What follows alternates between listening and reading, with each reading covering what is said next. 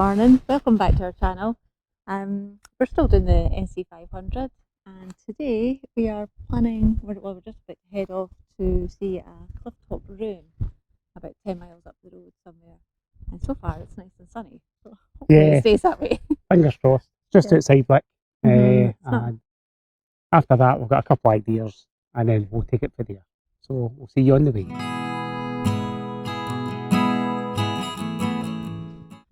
So we've drove just a couple of miles out of Wick to a place called Castle Sinclair, which is an old historic ruin of a castle. It's lovely weather, so I should be able to get the drone up and get some cracking shots as well.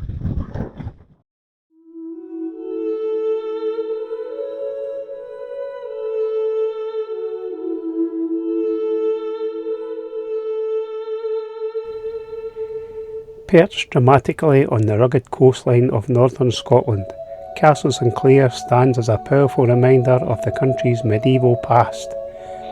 Built in the 15th century by the powerful Sinclair family, this fortress was designed to guard the shores of Caithness and project the clan's strength across the North Sea. From above you can see how the castle was perfectly positioned on a narrow rocky headland, with steep cliffs and crashing waves protecting it on nearly every side. Over the centuries it was expanded, rebuilt and eventually abandoned, leaving behind the atmospheric ruins we see today.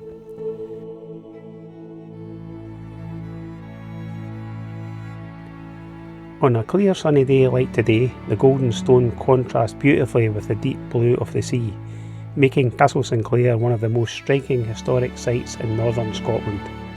Today the castle stands not just as a ruin, but as a symbol of Scotland's turbulent clan history and the enduring legacy of the Sinclair name.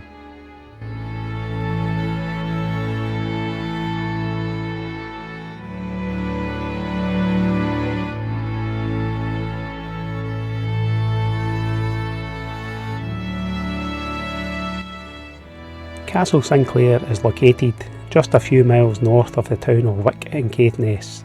It sits on a narrow rocky headland overlooking Sinclair Bay, surrounded by steep cliffs and the powerful waters of the North Sea.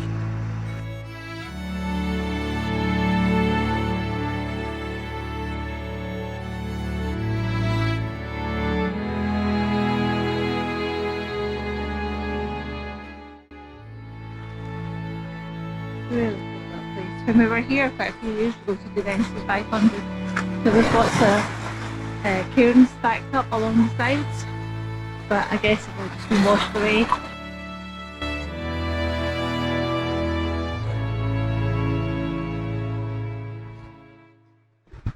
So that was Castle Sinclair, which was absolutely brilliant. Really enjoyed that. What a ruin that is. So we're finished there now, and now we're going to head to a place called the Whaligoe Steps, which are 5-6 miles away. Yeah, it's not far.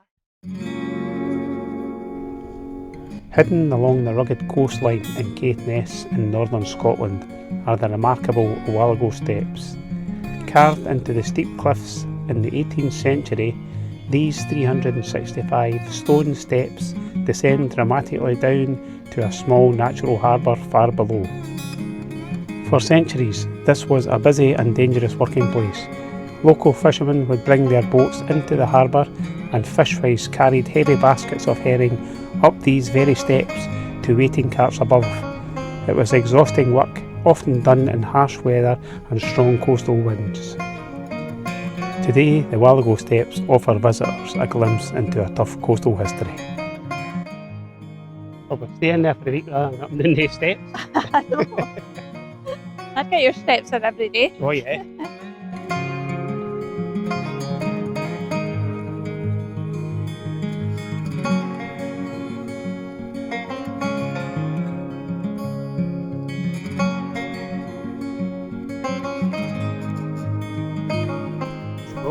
Journey back to the top.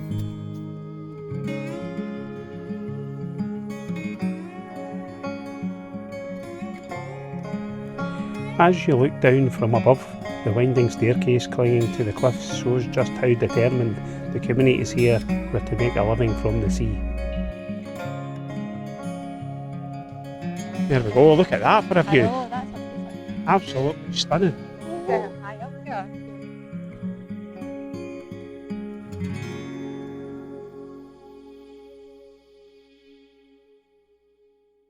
Okay, now we've got our breath back for the Whaligoe Steps. We've came along to Duncansby Head. At the moment we're at the lighthouse. We'll have a wee look about that, and then it'll take you to the sea stacks, Sea stacks. which are absolutely amazing. Don't know if the sun's in the right position to get I know. great photos of it, but we'll do our best to let you see what it's like. The sea stacks at Duncansby Head are some of the most dramatic natural formations on Scotland's northeast coast. Just a short walk from the lighthouse, these towering pillars of rock rise sharply from the sea, carved over thousands of years by the relentless power of the North Sea. Wind, wave and time have slowly eroded the cliffs here, leaving behind these narrow stacks standing alone against the water from above. You can really appreciate their height and shape, with seabirds often circling around and nesting on the ledges. Standing proudly on the cliffs just north of Wick, Knoss Head Lighthouse has guided ships along Scotland's dangerous northeast coast for more than a century.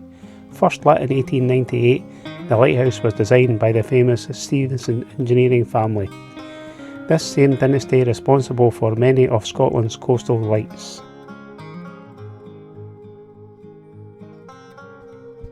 So that's us just arrived at our park up for the night. We're in a campsite tonight, which is the John O'Groats Campsite. Right next to the John O'Groats signpost. Yeah, the wee touristy village part, which is just over there. So we'll give you a wee quick tour about the campsite before we go over and get our picture out of the post. So there's our view. That's what we've got tonight and tomorrow. So cracking view, cracking weather.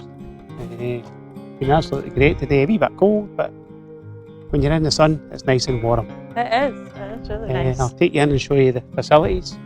So we've got electric hook up there, we've filled our water, emptied our waste, that sort of stuff. So I'll show you into the kitchen part first. It looks actually like quite a new building. It does look really new, and it's very clean. Yeah.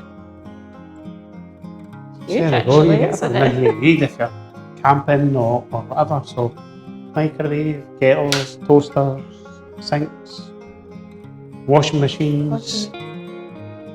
Iron. Oh yeah, cool. Very good. There's also a fridge in the corner. It is. You could actually sit here if you wanted, but I guess that's for people that are in tents. Yeah, I think that's for the campers and stuff. So yeah, very good. Yeah. Fridge, freezer. I'll take you into the men's toilet, so if you want to go into the women's toilets with it. No, you go into I'll the men's go. anyway. Right, okay, I'll show you into the toilets, which are pretty new as well. Hopefully there's maybe in.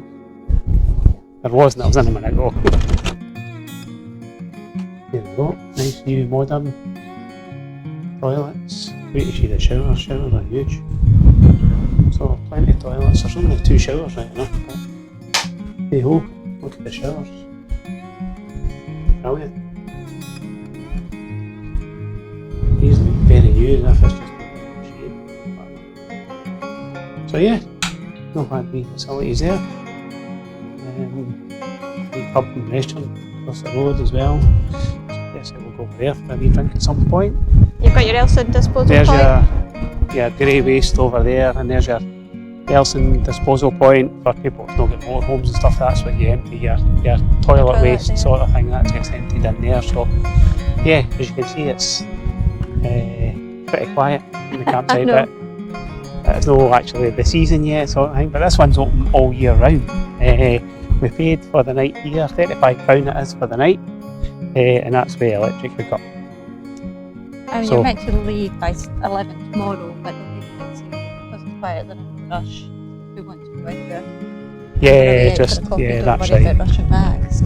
So it was check in after 2. 2 o'clock. Yep. And then check out 11. Check out 11, but because they're quiet. Because they're quiet, there's no rush sort of thing. So we'll go over and get our photograph taken at the John O'Groats signpost, and then see if anything's open the wee touristy bit across the road. must have been to celebrate the 100 years of the lighthouse. It's really good, isn't it? It's cool. Right, let's go and get our picture taken.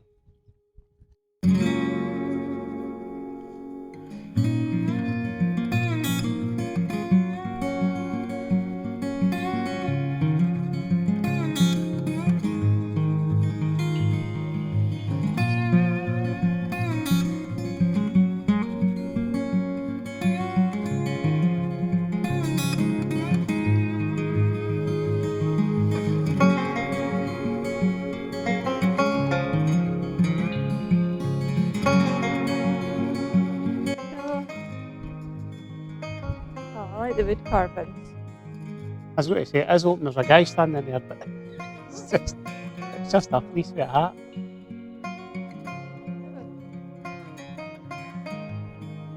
Nice. I like